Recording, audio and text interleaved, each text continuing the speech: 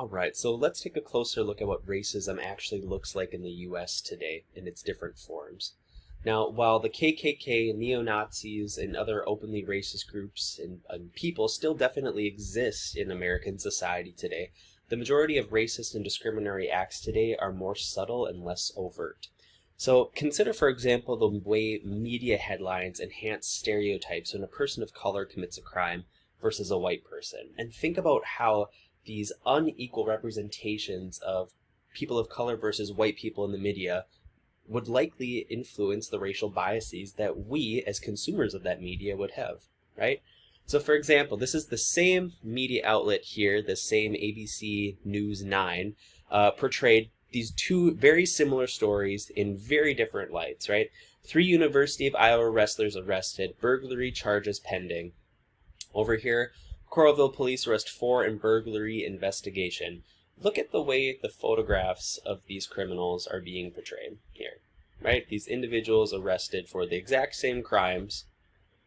But look, when it was white individuals, they emphasize that they were University of Iowa wrestlers, so emphasize that they're college students, you know, showing them in their, what I would presume to be their athletic photos for the university, you know, wearing suits and ties. But they used the mugshots when it was 4 men of color who were convicted of the crime for this particular headline, right?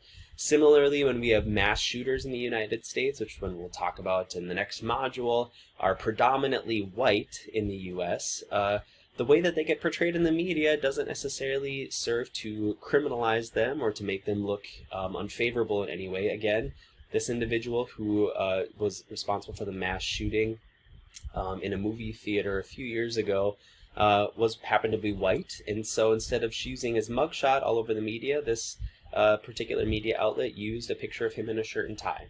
So something as simple as the way people are portrayed by the media, right, and how they're portrayed differently because of the color of their skin, helps us to establish these racial biases, right? We think of these negative connotations with these mugshots, but we obviously think of seeing someone in a suit and tie as being a positive connotation. So it affects how we internalize and how we develop these racial biases. Racial steering is another practice that is still heavily practiced in the United States today, and this refers to instances when real estate agents actually direct prospective homeowners towards or away certain neighborhoods based on their race. Right, so this is a racial demographic map of the city of Milwaukee, and Milwaukee is where I lived for 6 years while I was completing my PhD, and it's one of the most racially segregated cities in the United States. Now, when I moved to Milwaukee, I was looking to buy a home, and so I was working with this real estate agent, and you know, I'd found a few houses that were on kind of the north side of Milwaukee up here, and they were pretty affordable, and it seemed relatively close to where my university was located, so I said, hey, let's go look at these houses, do you mind? And she was kind of iffy and said, oh, I don't really show homes on the north side. And I didn't really understand why at the time because I was new to the area, and I ended up purchasing a home down here in this kind of suburb just south of the main city called Cudahy. Now, as you can see at this map, the blue dots on this map represent Caucasian, predominantly neighborhoods. Cudahy was a very white neighborhood. My real estate agent was also white, and she lived near Cudahy as well. So the longer I lived in Milwaukee, the more I began to realize that all of the houses my real estate agent showed me were in these white neighborhoods just south of Milwaukee. And later I came to find that the houses that I suggested we go and look at were actually located up on the north side of Milwaukee, which is, as you can tell, predominantly African American, right? Now, this really was interesting to me from a sociological perspective, and the more research I began doing, the more I realized how bad racial steering was a social problem in Milwaukee. People that are African American are often only shown homes in these particular neighborhoods. You can see there's a very predominant Hispanic enclave in Milwaukee as well. The south side of Milwaukee is predominantly Hispanic and Latino. And then the suburbs, kind of the outside of this, all around, predominantly white. And so this racial steering kind of directs people into certain neighborhoods.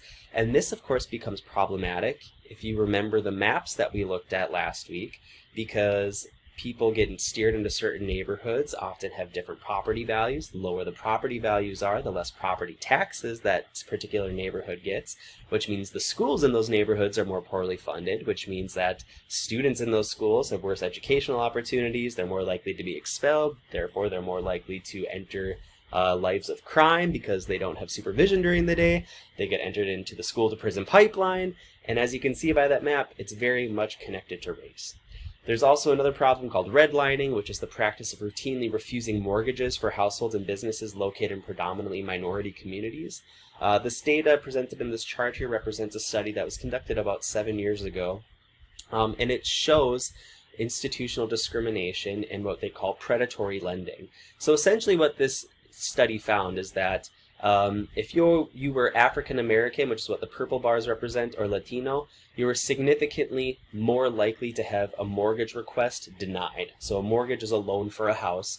You were more likely to have a mortgage request denied if you were African American or Latino. And it didn't matter if you had an income that was above the median or above what was average in this sample, or below average if you were African American or Latino. You were still more likely to be denied getting a mortgage. So even if you made more than what was average in this sample, you were still less likely to get approved for a mortgage if you were a person of color. But look, if you're a white person and you made above the median or above the average income in this sample, white people were the only group who became less likely to be denied, right? So that's really interesting. It didn't even matter how much money these people had. If you were a person of color, you were less likely to get approved for a loan. And then even if you did get approved for a mortgage or loan, look at this chart right here. These graphs represent applicants that were charged higher interest rates. And obviously you can see here a very, very stark difference between African Americans, Latinos, and white people.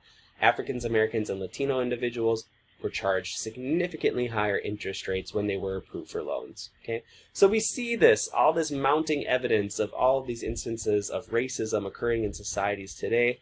Employers are also less likely to hire people of color than white people. If you remember in the previous video, we talked about the resume audit study that found that Emily and Greg were 30% more likely to get an interview call back than Lakeisha and Jamal. And it's also very important to recognize that while racial discrimination in employment and housing is technically illegal in the United States, study after study after study continues to find that it still occurs today, right?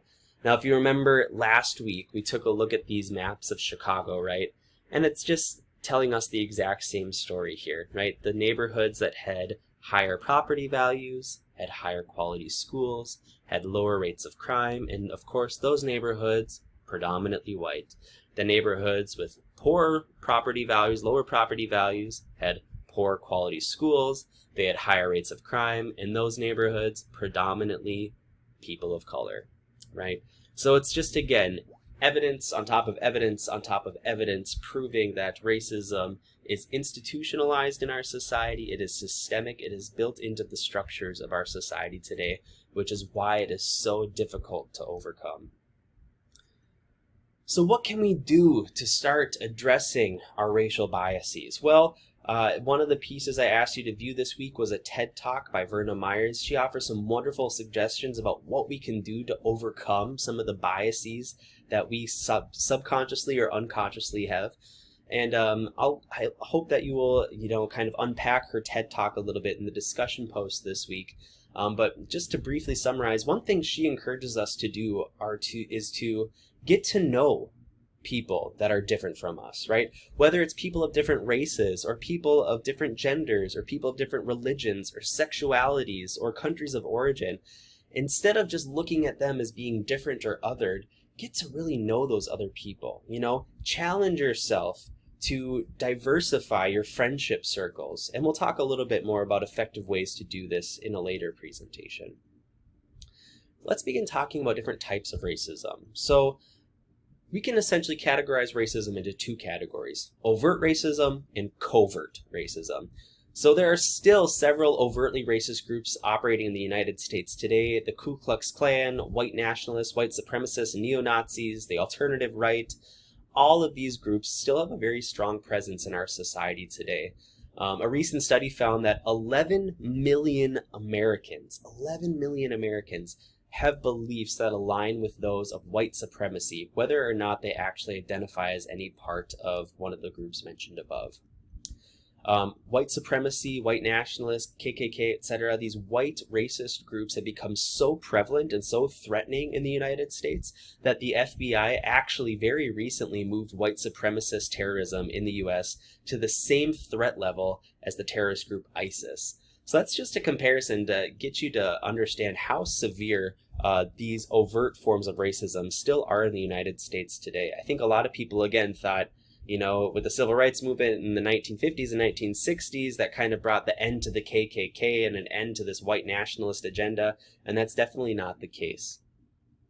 But the majority of racism that exists in our society today, post-civil rights, is far more subtle than those overt forms of racism. It's more covert, okay?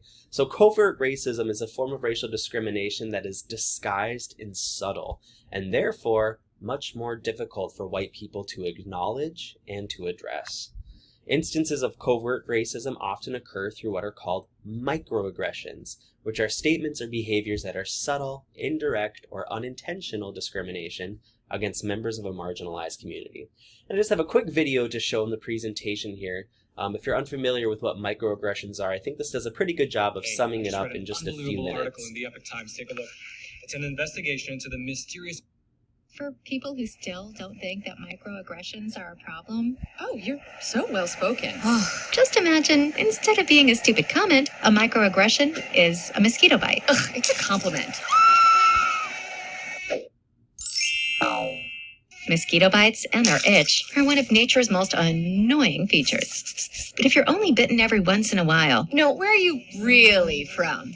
Cleveland? Sure, it's annoying, but it's not that big a deal. The problem is that some people get bitten by mosquitoes a lot more than other people. I mean, a lot more. Whether it's on a date... Oh, your English is so good. Excuse me? Going grocery shopping. Everything happens for a reason. I'm just buying apples. Commuting to work. So when are you gonna have a baby? Watching TV. We have to keep the Redskins' name part of our culture and history. Or just walking down the street with your partner. I couldn't even tell you were gay. Mosquitoes seem to pop up everywhere. Do you know John? Give me shopping advice. I love Cher too. And getting bit by mosquitoes every goddamn day. Can I touch your hair? Multiple times a day. So pretty. Can I touch it? Please? Can I please? It's fucking annoying. And makes you want to go ballistic on those mosquitoes. Which seems like a huge overreaction to people who only get bit every once in a while. It's just a mosquito bite. Who cares? Just another angry black woman. Of course, beyond just being annoying, some mosquitoes carry truly threatening diseases that can mess up your life for years. Astrophysics? Maybe you should try less challenging, Major. Ow. My dreams. And other mosquitoes carry strains that can even kill you. It looked like he was up to trouble, okay? I felt threatened. So next time you think someone's overreacting, just remember, some people experience mosquito bites all the time. You're all so exotic. Wow. And by mosquito bites, we mean microaggressions.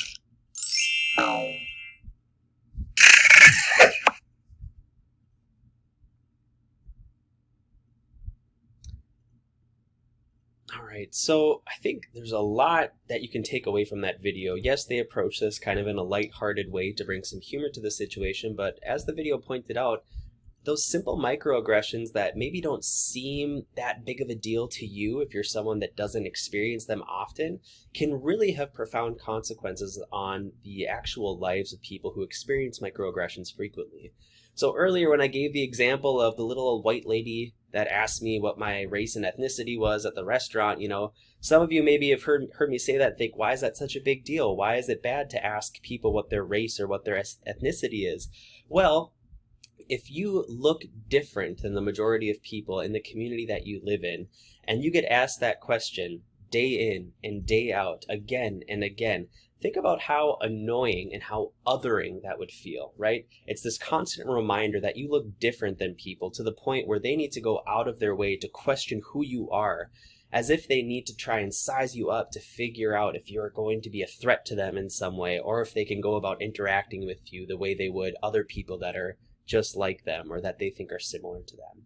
So really important to understand the power that microaggressions have. They gave an example of kind of tracking in that video, right? Or the self-fulfilling prophecy, the student that should maybe pursue a different major because for whatever reason they might be different or not capable to succeed in that path. So microaggressions can have really profound effects on